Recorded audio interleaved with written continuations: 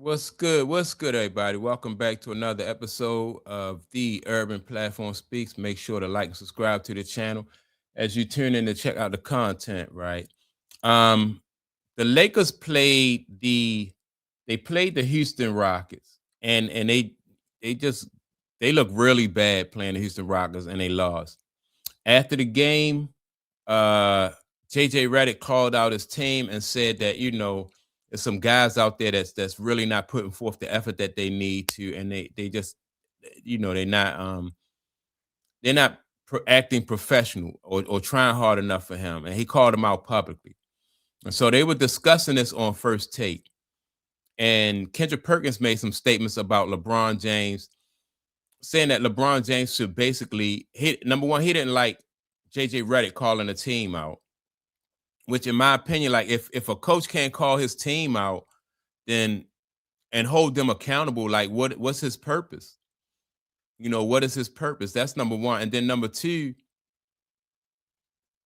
I think that he was telling the truth about his team. So why would Perkins have a problem with that? I think that the statements that Perkins made on First Take really didn't help LeBron James. It didn't really make LeBron James look good. It just exposed the fact that LeBron James is pouting.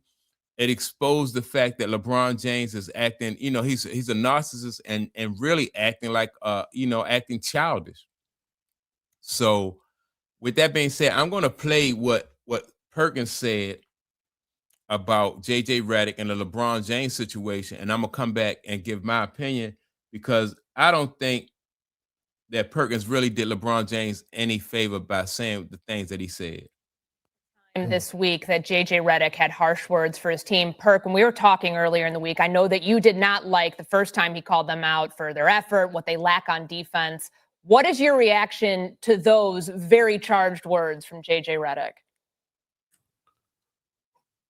And look, I don't like him again. I don't like him again. And it's something that JJ Redick is going to have to work on, because right now, when you talk about, guys not competing at a high level, when you talk about your team not doing the little things that doesn't show up in the stat sheet, that's a reflection on you as a head coach. That means that you don't have the ears of that locker room. That means you don't have the attention of that locker room. And that's a problem. It's something that's not, it's a message from you that's not getting delivered. But here's the biggest. All right. So I want to address that, right? So he said that's a reflection of the coach, which I think to a certain extent it is, right? But as a professional and as somebody who is competitive, you want to be able to, you know what I mean? You want to be out there competing and doing your best. And when you're not doing your best and the coach see that you're not doing your best out there, he got to be able to hold you accountable, right? That's number one.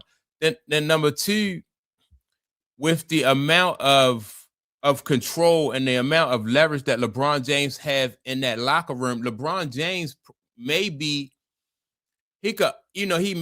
undercutting the authority that JJ Redick has. So you might just have in that locker room like a power struggle. You got JJ Redick, who wants to be able to lead the team the way a coach should be able to lead a team. Then you got Luka, who is really the face now of the organization, and want to put, he wants to be a leader of the team on the court. And you have LeBron James, who they're phasing out, and he's not happy about getting phased out. So you got the team being pulled. Those guys in the locker room, you got them being pulled three different ways, right? And it shouldn't be like that. It should be Luka and the head coach should be on the same page, right? And LeBron James should understand that he has had his time and he is on the way. They phasing him out.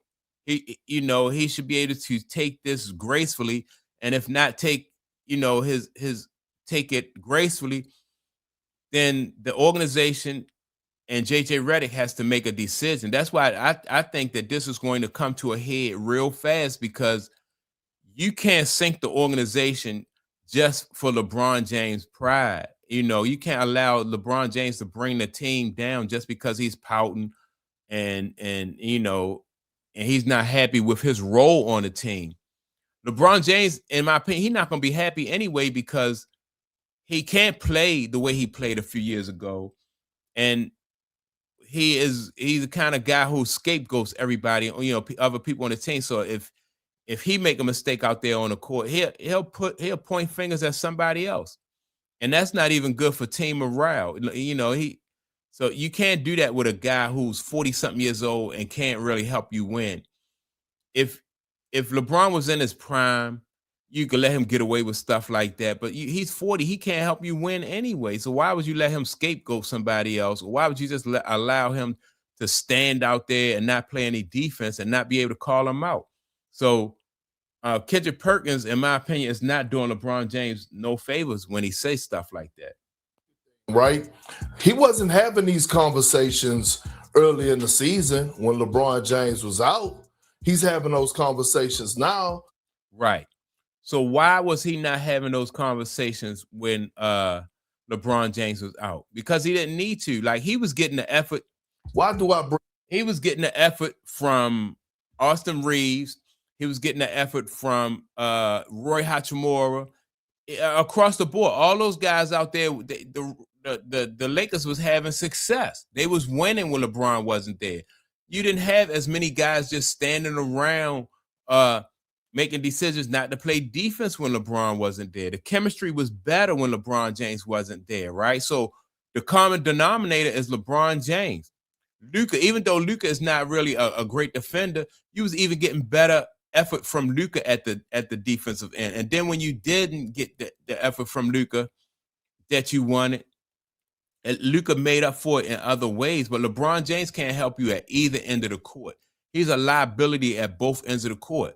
Austin Reeves, right? Austin is a better he's not a great on-ball defender, but he played pretty good team defense, right? But you're not even getting that from those guys because of LeBron James is undermining the chemistry and everything. So this guy Perkins is not doing LeBron James any favors by saying, well, they didn't have to do this when LeBron James wasn't there because everybody was playing their role. Get up.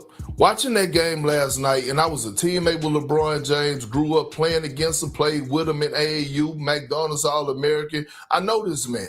When he's not engaged or he feels some type of way, it speaks in his body language. Last night, his body language was awful. He was not engaged. He was pouting. He was moping. He was walking up and down the damn floor.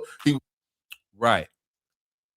So you got a 40-something-year-old man, like been a professional basketball player for 20-something years, and you trying to tell me that this guy still mopes and gives up on his team and walk up and down the court?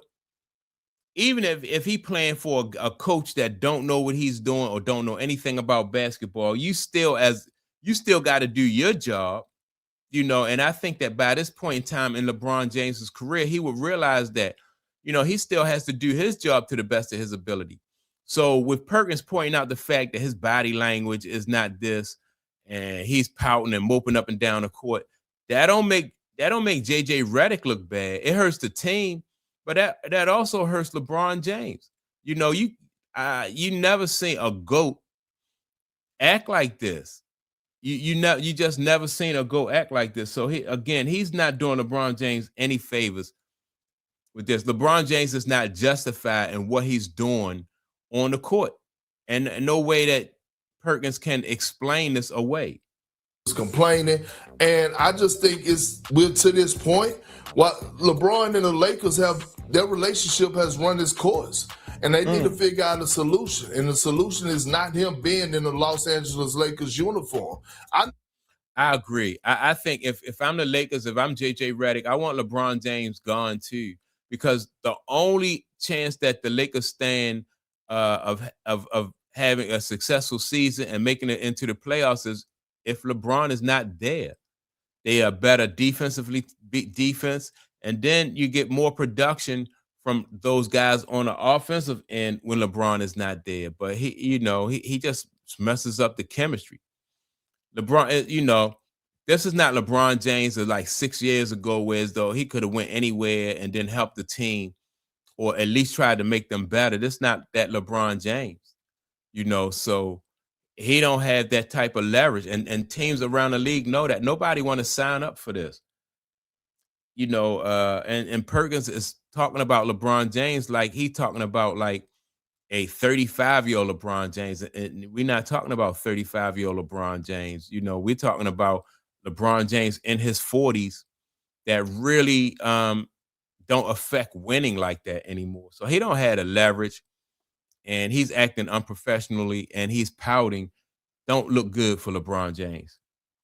LeBron James is old, but he knows that this roster is not built. He has went to 10, 15 NBA finals. He knows that this roster don't have enough. Hell, Rich Paul just said it on his podcast that the Lakers are not legit title contenders. Rich Paul is LeBron James' agent. So they both feel that way. I just feel like right now they got to have a coming to Jesus. All right, so if LeBron James know that this team is not a legit title defender, right? And he need to go somewhere else. But teams that are legit title contenders don't want LeBron James. They don't need LeBron James. So what does that tell you? That just tell you that LeBron James is past his prime, you know. And so you could say that about the Lakers, you know, that they don't have enough to go, you know, to make it to the finals. You can say that. But you also should say that LeBron James is not enough to get the Lakers over the top and get them to the finals or get them into the playoffs, which means that, you know, no other team can really use LeBron James. So, you know, LeBron James don't have that kind of leverage, and teams don't need LeBron James. And Perk really didn't do LeBron James any favor by saying stuff like this. Meeting more so than what's next for us, the Lakers and LeBron James, more than anything. Oh, yeah, man. I think that the Lakers are going to have to separate from LeBron James if they want to salvage their season.